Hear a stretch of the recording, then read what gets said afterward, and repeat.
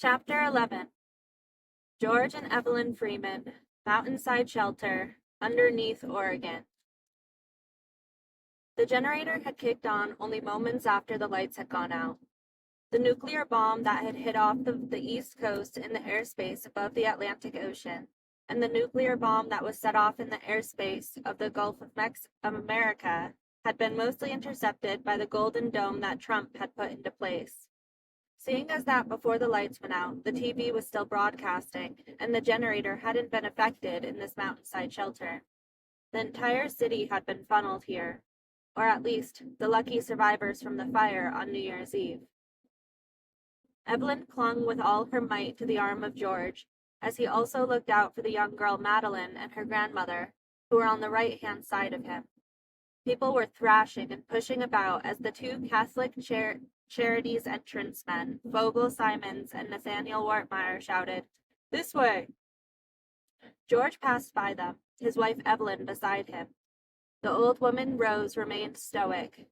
George noticed, probably in an attempt to calm her distraught granddaughter.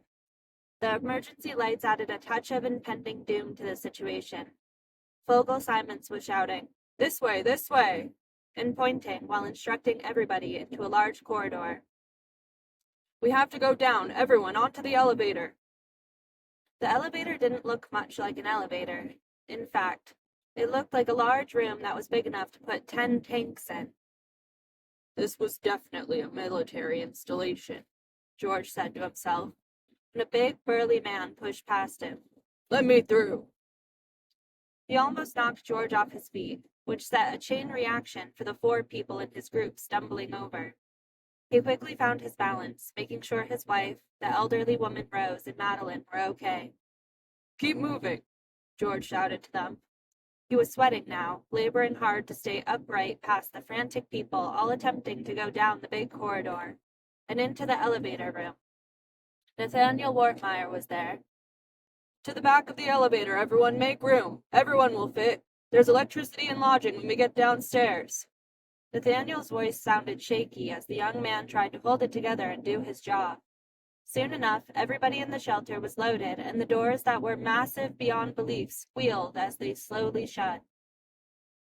Vogel and Nathaniel were not qualified to be handling this level of emergency situation, although, be it as it may, they were probably the only 2 upside when the fire started from the Catholic Charity. Once the massive doors shut, the eerie red glow of the emergency lights made the faces of the surviving townspeople appear ghostly. It was close quarters inside.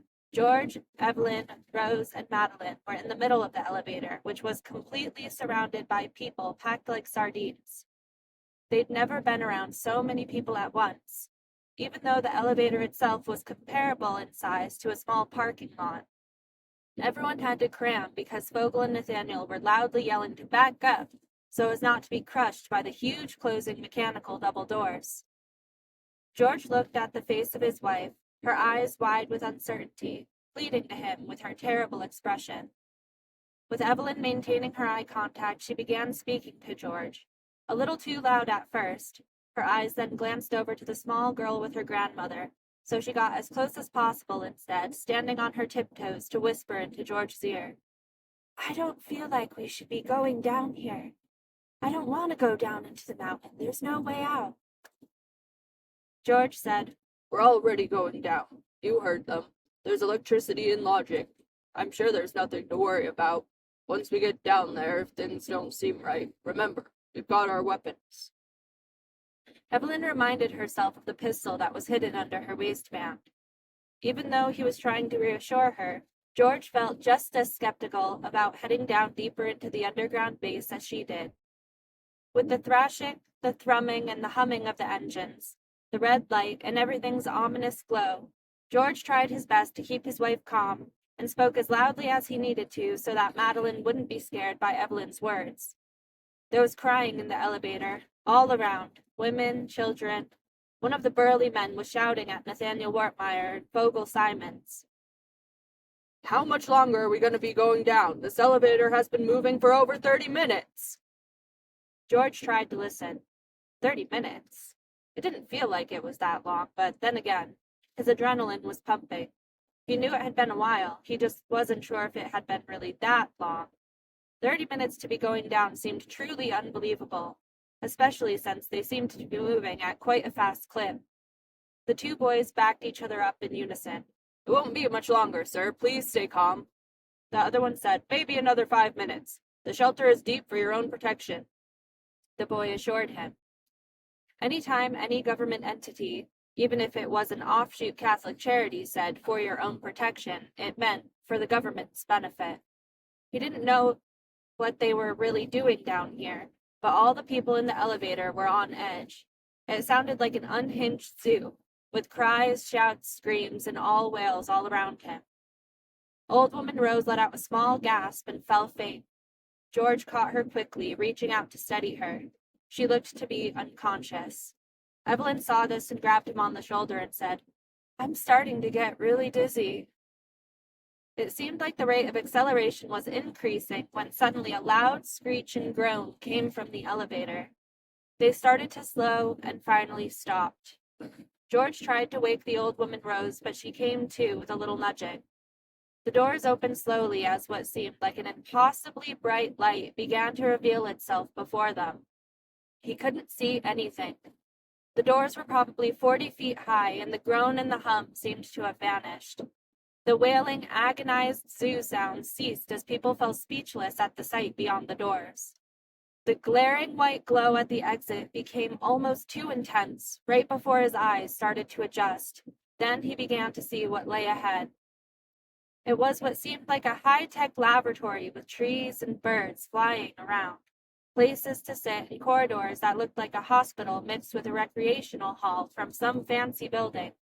Strange men walked around in rows, some of their faces covered, some accompanied by dogs, or what he thought were dogs. Vogel and Nathaniel cautioned everybody ahead. With slow, weary caution, they moved them forward. George held on to his party. When their eyes fully recovered, the entire party shuffled onward. Even the floors were illuminated and spotless. The whole scene seemed surreal, as if from a sci-fi film.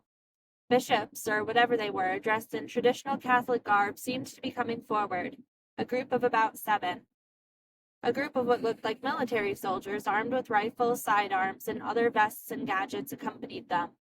They were in carts, speeding toward them fast. One of the bishops stood at least 7 feet tall, which George immediately noticed was wearing a strange mask, and others seemed to give him space, instead of walking closely together. The soldiers told everybody, "Stop! Do not proceed further." As the group of bishops took only a few more steps to get within speaking range, the soldiers raised their rifles, and the group of townspeople gasped. There were about 8 soldiers at the moment. This place was massive, with ceilings so high it seemed like there were clouds floating above them. George's adrenaline, which just seemed to subside, pumped back in. Evelyn and him looked at each other. "Don't draw your gun." They were outnumbered. As the bishops came up, one of them told a soldier, "Calm down," in a monotone voice. The soldiers didn't calm at the bishop's instruction, but the tallest one addressed him sternly. His voice was abnormally deep. With a slow, fluid motion, his long arm reached out and pushed the rifle to the floor from the leading soldier, who looked to be in command. He spoke slowly, in a softer tone, but still very deep. "Sergeant McKinney, these are our guests, and you were expected them to come. They're the townspeople sheltering here from the fire above." The tallest one wore a porcelain white mask covering his entire face, with dark eyes behind it. He turned around and addressed the rest of the soldiers. "At ease, soldiers. McKinney, control your men." He then turned back to face the group, who now all seemed like refugees. With the military now standing down, the tall, elegant-robed Catholic leader looked to the crowd. He introduced himself. "My name is Prince Seraphus Nocturne. I am Cardinal over all the archdioceses in this region. Welcome to our mountainside shelter. As you can see, it's much more than a shelter for the refugees. We harbor advanced technology here for the common good of all humanity." Prince Saphius Nocturne stood proudly as he spoke to the crowd. "Don't be alarmed by the military guards. They're here to help with some of the experiments that can be a bit unruly." Just then, a screech, or maybe a roar, George couldn't tell which, echoed through the air. What looked like a giant bird then descended from the tree that was in the middle of the laboratory, or whatever this place was, the front entrance to the underground mountain shelter. George saw everybody's head swivel and look up, except for Prince Saphius Nocturne. When the giant bird got closer, George tried to discern what his eyes were seeing. The loud man who was shouting at Fogel and Nathaniel in the elevator was closest to the front, and the military men all scrambled to get out of its way as it descended. It soon became apparent that it looked like some sort of black cat with a giant wingspan. The crowd gasped. The animal was a mix. It had the body and head of a panther with razor-sharp fangs and the wings of a giant raven. When it landed, it was next to Prince Saphius Nocturne, and it curled up at its feet, rubbing its head against him affectionately. The giant man, who was now at the front, shouted, "What the hell is this thing?" The panther raven stood alert and hissed with a roar, snapping its fangs at the man. "Stay," Prince Saphius told it. "Do not be alarmed. This is simply my pet. Like I said, we do many advanced studies here, and unlocking the true potential of humans and animals is one of them. Now, nothing in this reception hall will hurt you. I want Nathaniel and Fogel to separate the refugees to their quarters. And please, men," he gestured to the armed guard, "Sergeant McKinney, order your men to kindly and gently show the townspeople to the civilian quarters, please." Everyone's eyes were on the animal. Its wings had to be 12 feet long when extended, but folded up nice and neat, with the silky fluff of feathers turning into shorter hair on the rest of the panther, which George could now see it definitely was. A giant panther that he would have seen somewhere in the jungle, but it had wings. Everyone whispered, "I think it's dangerous." The crowd started chattering. George coughed under his breath and told Evelyn to stay calm again. As the military men heeded to the command of Sergeant McKinney, they separated the refugees, which mostly looked like women and children from Mexico, off into the distance. The reception hall was quite elaborate. They had tables, offices, a stairway to the second level, then a third level. It was all surrounded by this great giant tree, with smaller trees and even clear fountains shooting beautifully white water on both sides of the stairway. The pair of fountains cascaded and spouted beautifully into the air between the spiraling staircase. The military men ushered toward the group. Instinctively, George and Evelyn paired up with the elderly woman Rose and her daughter Madeline. "What do you say we stick together?" George said, and Rose replied, "Yes, thank you. I would feel much better that way." Madeline thanked him as well. "Thank you, sir." Evelyn helped guide them as they all walked away from the group of refugees into the stairwell, which was wide enough to fit 4 people side by side, made of beautiful construction, glass, and stainless steel. The stairwell they were taking up now had so many people that George was concerned it might not hold the weight, but soon enough they were on the second level and he felt no sway. This entire building, this underground mansion with trees and water and an unbelievably constructed landscape, was amazing. His adrenaline made him feel alert and awake. Seeing that mix of animal and bird left him puzzled, thinking about how they had been rushed from their honeymoon in Oregon, waking up to the sound of thumping at their door, firefighters escorting them, and then the nukes going off. Now this was all too much. But George said a prayer quietly under his breath as the military men escorted them down a long corridor on the second level, which led to a reception area with dining capabilities, water coolers, advanced food dispensers, and a huge lounge with all the necessities. Looking over the first floor, which seemed to go on forever, George began to pray quietly out loud. "Father God, thank you for sparing us from the fire and from the nukes. Continue to keep us safe, and please watch over our daughter back in Arizona. We pray that you reunite us soon again, no matter what's happening here or over there. Please bring us all back together as a family soon, Lord God. In the name of Jesus Christ, Yeshua, amen." He must have been speaking louder as the prayer went on, because Evelyn, Rose, and Madeline all said amen with him. He figured that the prayer was his first line of defense, and must have been a welcome gesture to this Christian group. One of the soldiers addressed George. "How many in your group, sir?" He told them 4, and the soldier ushered them into a corridor. The soldier addressed George. "This is your room, sir. Please do not go anywhere other than the second floor. You're welcome to be in the lounge. There's food, a bathroom, and everything you should need. There are bathrooms in each room, and in this room there are 4 beds, sir. I repeat, do not exit the second floor. You are a guest here, and breakfast will be convened in the morning at 0800. Somebody will be around shortly to collect your names and give you an itinerary of tomorrow's events. You are a guest here, sir, so please advise your party to behave respectfully and stay within the bounds of the civilian area." George opened the door to the room. It was immaculate, like one of the nicest hotel rooms they'd ever stayed in. The main living area included a table, couches, and a large screen TV mounted on the wall with a little kitchen area to the side. The decorations were amazing, and there were all the amenities you'd expect in a 5-star suite. Automatic lights, a coffee maker on the counter, and everything fully furnished. On either side of the main area, there were 2 doors. Everyone filed in. Madeline spoke up. "Wow, this place is really fancy."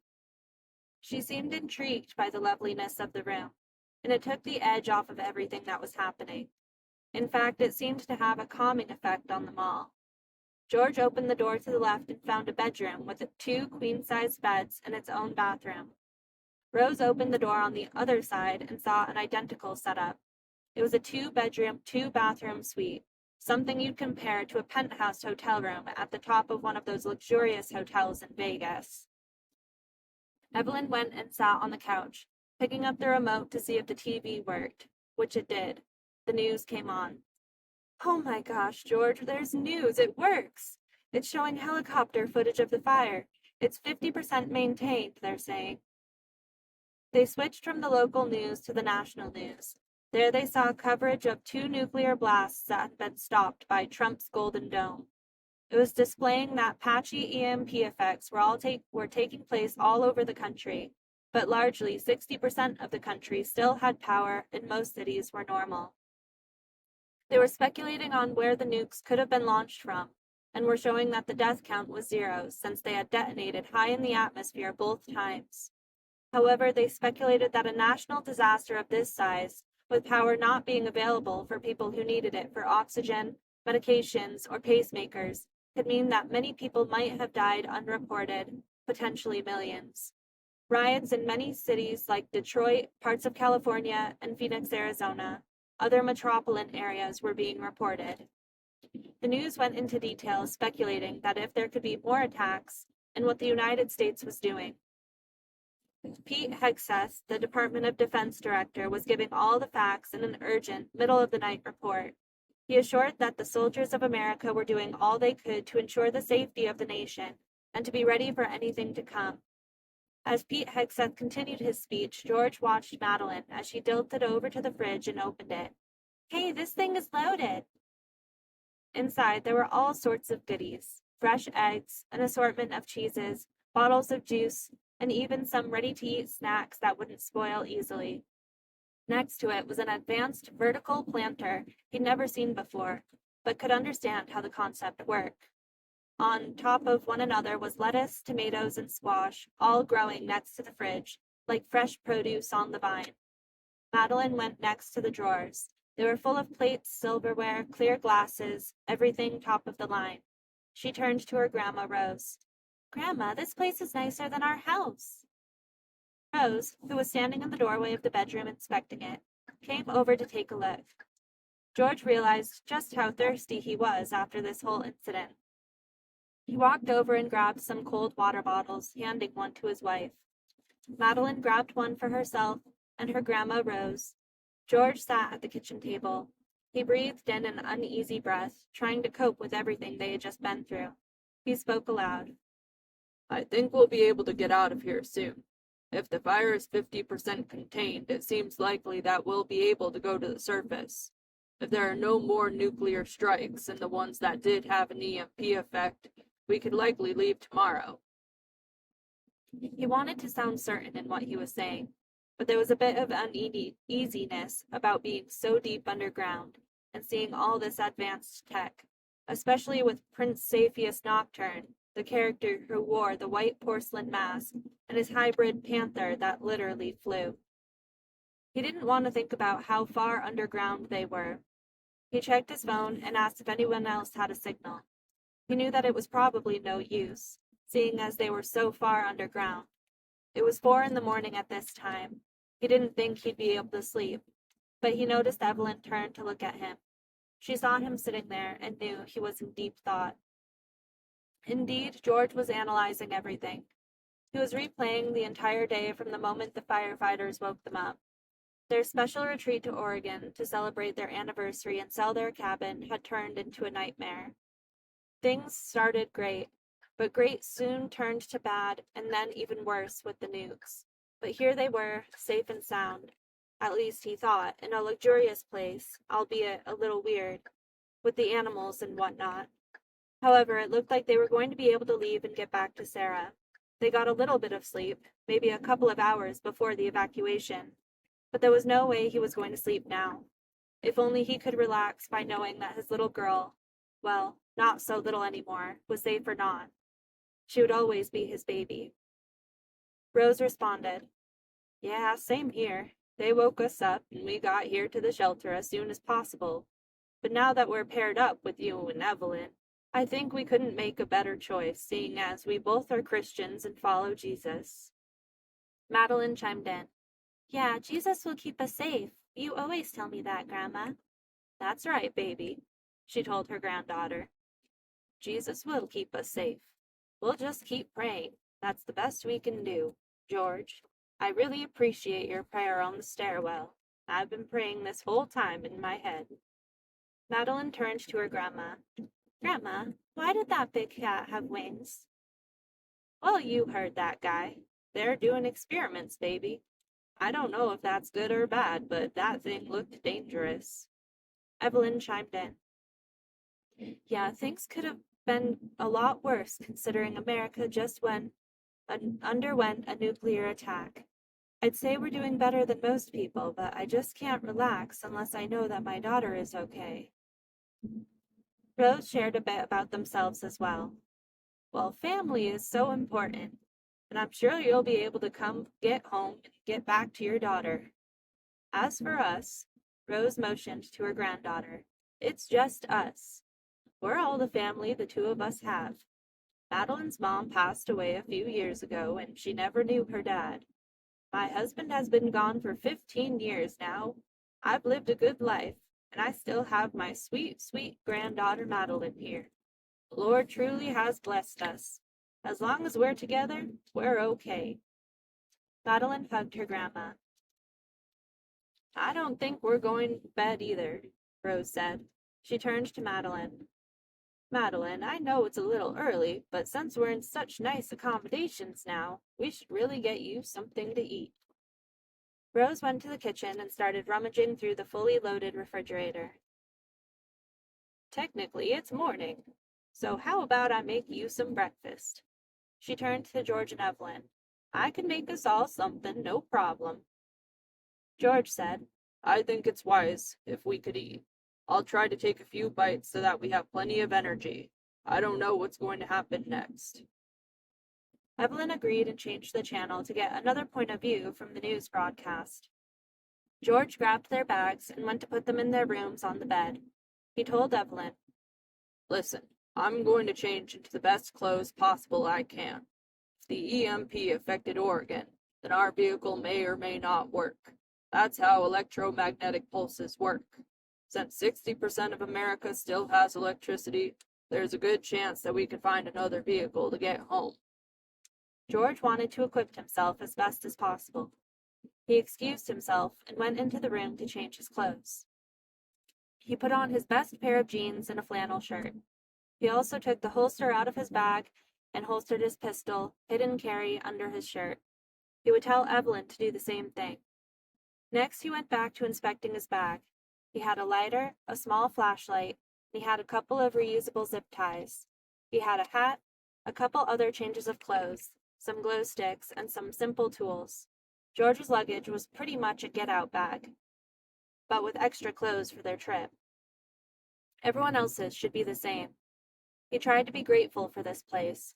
fortunate that they were somewhere they could rest up for the journey home, whatever that might look like. When he was done, he opened the door and asked Evelyn to come into the room as well. He went over his plan about dressing their best because they don't know what it's going to look like when they leave tomorrow. If they could leave, in the worst-case scenario, they still had their pistols.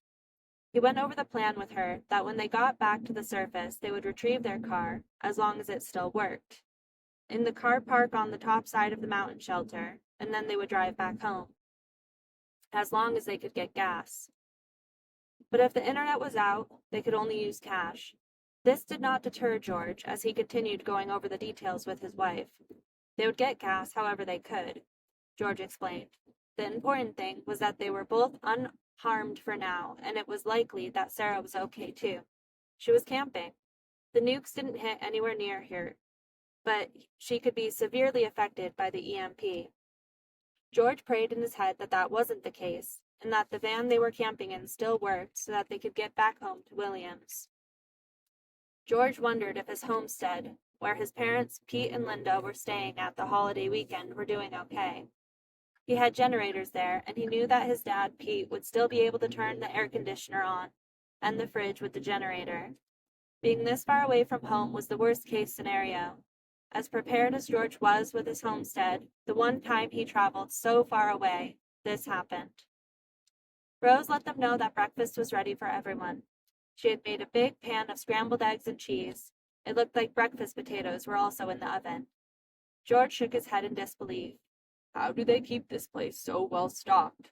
This is like a place where a high-class politician would stay, or a celebrity.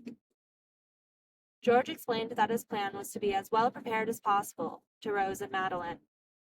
While they ate their meal, he told them that they should dress in their best shoes and shirts and pack their clothes. Everyone pointed out that, from the looks of it, the fire was really all around the city, and from what she could see from the helicopter point of view, it didn't seem like their house or cabin would have been affected. Not that George cared all that much, since they'd just sold the cabin. Evelyn asked Rose where their house was. She explained the location, and Evelyn pointed out that it seemed like the fire had also missed that area as well. The last thing she said was, "I think you guys should be in the clear," and Madeline and Rose both seemed relieved. Being woken up by the fire, the evacuation, and the terrifying elevator ride were quickly being left behind. Rose gave a prayer of thanks to God, allowing their house to be spared, and prayed that it would remain that way. Hours passed. George, his wife Evelyn, old lady Rose, and their granddaughter Madeline finally heard the knock at the door a few hours later, when somebody came by to get their names. They were informed that a mandatory meal and an announcement from Prince Cardinal Saphius Nocturne would be at 8 a.m., and it would be catered in the dining hall at the end of the civilian area. The military repeated that it was mandatory because Prince Saphius Nocturne, the cardinal of the Catholic Charity, would be announcing their departure plan for those who were intending to leave and for those who wanted to stay. When they left their room, they thought about bringing all their belongings with them, but decided just to bring a light, essential go bag. As nice as the place was, they were underground, and they had seen a giant panther with wings that could fly. The Prince Cardinal himself seemed otherworldly. To see this man again brought them all an uneasy feeling. It was 8 a.m., and the whole town was departing from the civilian quarters to where breakfast was being catered. The balcony at the end of the civilian quarters next to the stairs stretched far out towards the tree that was in the middle of the shelter. It was the most beautiful tree George had ever seen. Everyone stayed close to him as the rest of his party, the townspeople, were lively and chattering. They were all seated at a beautiful round cafeteria table with an advanced dining setup. You could get juice, cranberry juice, and all sorts of food, bacon, sausage. It was like a 5-star cruise, and the workers of the charity seemed to work efficiently, like it was nothing new to them. The military men also joined them. There were at least 75 people, as the civilian quarters lounge was incredibly large. Sitting on the balcony of the second story, where there were birds flying around the main corridor, landing on the branches of the tree. The people bustling about included some in lab coats, some in church garments, and other military members who were on other levels of the floor. As far as George could see, the structure was at least 30 stories tall, but clouds obscured the top, making it impossible to see how far down they really were. Musical trumpets began to sound through the local PA system, and the brightest light in the room shone blue and purple like a beam coming down from the top of the tree. The chattering stopped, and the townspeople gasped. The military men all stood up from their morning breakfast and saluted toward the beam, where the white-robed Prince Saphius, the cardinal, descended in a biblical fashion. He floated in the center of the beam, slowly coming down from the top of the tree as the awe and gasps grew louder. When the cardinal reached the level of the second floor, he stopped mid-beam, still floating in the air. The circular blue and purple light that stretched to the ceiling seemed to be holding him, as if gravity was no matter. The townsmen jumped up as the Colonel McKinney ordered the men to salute. When the Prince Cardinal got to the level of the second floor, he spoke loudly with his deep voice. "I hope you are finding your accommodations sufficient. As I come to you this morning with an update from the Almighty God Himself, God has seen fit to allow you to leave this place. But He has also told me another message. For those of you who want to leave, you must pass through the fire of the labyrinth. The labyrinth will take you through a maze that will confront you with who you are at the very core. You see, my pet here is a chimera. God has seen fit that we were able to unleash the technology to upgrade animals to their ultimate potential. The labyrinth is full of these chimeras, but have you no sin? You need not worry, for the creatures in this fire of the labyrinth are attracted to those who have sin, and only the holy righteousness of God within you will save you. For those of you who want to stay, you're welcome to stay and join our ranks. But I warn you, you will dedicate your life to the Catholic Church. You will never leave this place, as you have seen too much. You can rise in the ranks and work off the debt of your sin here, in this lovely place of luxury, away from the nuclear devastation, the attacks, and the wickedness of the world at the top side. And for those of you who want to leave, we hold you not captive. But the message from the Lord Almighty is clear. You must pass through the fire to exit this place. At the end of the labyrinth, you will find a grappling hook like this. I have forewarned you, you have advanced technology here, or what you have come to know as advanced, ancient technology bestowed onto us by God Himself. Now you have been fed, you have been showered, you have been provided for in every single way, and have been made most comfortable. We have not searched you for weapons. We have not hindered you from the long night. Be well rested, for you must choose. And as you see, some of the archdioceses around me in this place also have their God-given pet, from when they ventured into the labyrinth and came back out with a companion of their own, because God saw them for the sinless saints they were, and allowed them to live, and allowed them to enter and leave the labyrinth in one piece. For not all bishops and archdioceses who are called into the fire of the labyrinth to confront their true nature of their righteousness or sinfulness have come back, for the labyrinth has burned them. The creatures devoured them, for their sinfulness was great, and they loved their wicked ways. I, too, have been through the labyrinth, and I tell you, it is a dangerous place. But God has made great changes to me in that place. Through His secret unravelings that He's made known to us, my body was subjected to the greatest of changes. Prince Saphius then removed his mask, and the crowd gasped in awe, for his face was that of a monster. He seemed to be reptilian. He grinned and showed a wicked smile full of razor-sharp long teeth that looked like fangs, his lips curling up as a snake tongue slithered in and out of his mouth. His eyes were terrifying, his flesh scaly and green, and horns protruded out of the top of his head, curling back as he revealed his true nature. In that moment, the Prince Cardinal spoke again, his voice resonating through the hall. This transformation, you see, is but a reflection of the power and mystery of the labyrinth. It is a place of trial and truth, where the essence of one's soul is laid bare. So choose wisely, for the path you take will define your destiny. Those who remain will serve a greater purpose, and those who leave must prove their worth through the fire of the labyrinth. As the Prince Cardinal finished speaking, the room remained silent, the weight of his words settling over everyone present. The choice was clear, and each person knew that their journey, whether within the shelter or beyond it, would be forever changed by the mysteries of the labyrinth. As the townspeople contemplated their choices, the Prince Cardinal announced that those who chose to enter the labyrinth would be allowed to equip themselves in the weapons room.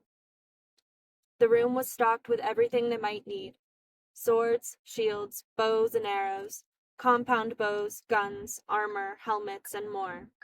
Each person could choose whatever they felt would aid them in their journey through the maze. Once equipped, those who were ready to face the labyrinth would gather at the entrance, knowing that at the end of their journey, a gravity lift awaited them. The lift would carry them back to the surface, returning them to the world above, changed by their experiences in the labyrinth. With a mixture of excitement and apprehension, they prepared for the trials ahead, ready to confront whatever the labyrinth had in store. A fat man in the audience who had continued eating his steak and eggs stopped when the understanding of what the Prince Cardinal was saying dawned on him. He started crying in objection, almost bringing himself to tears and creating a loud commotion. Sergeant McKinney ordered one of the men to silence him. The military man walked over and punched him in the stomach. Do not interrupt the Cardinal! The room fell silent once more as the man, now subdued, clutched his stomach in pain. Prince Saphius's gaze swept over the assembly, his expression stern yet resolute. The gravity of the situation weighed heavily on everyone present, a reminder that the choices ahead were not to be taken lightly. Those who were preparing for the labyrinth knew that the path would test not only their strength and skill, but also their spirit and resolve. With a final nod, the Prince Cardinal dismissed the gathering, allowing those who had chosen to embark on the journey to make their way to the weapons room and prepare. The rest remained behind, contemplating their new roles within the shelter, knowing that whatever path they choose, their lives had been irrevocably changed. The hovering sound sounded from the beam of purple-blue light that held the Cardinal Prince Saphius in midair. Before ascending again, he told Sergeant McKinney, Give the rest of the instructions and prepare the people who want to enter the labyrinth and bear their souls to the fire within in order to leave this place, that they have 2 hours. Make sure everybody's on time, Sergeant McKinney. Farewell to you all, said the man who had the face of a dragon. He then rose into the air, and his wild beast alongside him, flapping its wings and leaping from limb to limb on the tree in the middle of the room. Evelyn turned to George. We've got to get out of here. There's no way I'm staying down here for the rest of my life. Madeline asked her grandma, 2 hours and we have to go into fire? What is he talking about, Grandma? I don't think it's an actual fire down there, Madeline. I think he was talking about it being an all-consuming test. Don't worry, darling. Grandma's not going to let anything happen to you, and Jesus will always be with us. Remember when the men in the Bible went into the fire? The 3 men, Shadrach, Meshach, and Abednego. But there was a 4th one, and the flames within, they were not burned. That was Jesus, honey. Jesus will be with us no matter what we do. I know this is strange, but you've got to trust me. Grandma's going to protect you, baby. The old woman rose to look at George. His face was stern, his jaw set, and his eyebrows furrowed. He thought about his wife and these 2 fellow Christians with him, an old woman and a child. It was his duty to get back to his daughter and to protect them all, and he would do so, no matter what it took. 2 hours wasn't a lot of time, he knew, but this had something to do with righteousness and wickedness. George thought him and the other three had a better chance than most. Sergeant McKinney addressed the whole group. You may now proceed back to your quarters and decide what you're going to do. At 10:15, one of the soldiers will escort you to the labyrinth entrance. You will go through the weapons room at that point. If you choose to stay and be conscripted into the Catholic Church, we welcome you. You will begin your onboarding at 10:15 as well. Now get a move on. No one is permitted to be late. George grabbed Evelyn's hand and started heading back towards the room. Rose and Madeline followed. George took a good look at the old woman. She seemed to be able to move fairly well, still even with her old bones. They all solemnly went back to their room. Once in the room, they prepared themselves. Rose took out her Bible and began to read. "The Lord is my shepherd, I shall not want. He makes me lie down in green pastures. He leads me beside still waters. He restores my soul. He leads me in the paths of righteousness for his name's sake. Even though I walk through the valley of the shadow of death, I will fear no evil. For you are with me, your rod and your staff, they comfort me. You prepare a table for me in the presence of my enemies. You anoint my head with oil. My cup overflows. Surely goodness and mercy shall follow me all the days of my life, and I shall dwell in the house of the Lord forever." And then she also read aloud again, from Psalm 18:33-34. "He makes my feet like the feet of a deer. He causes me to stand on the heights. He trains my hands for the battle. My arms can bend a bow of bronze." From Psalm 91:12. "They will lift you up in their hands, so they will not strike your foot against a stone." Madeline's grandma Rose read from Psalms, and it seemed she knew exactly what to read.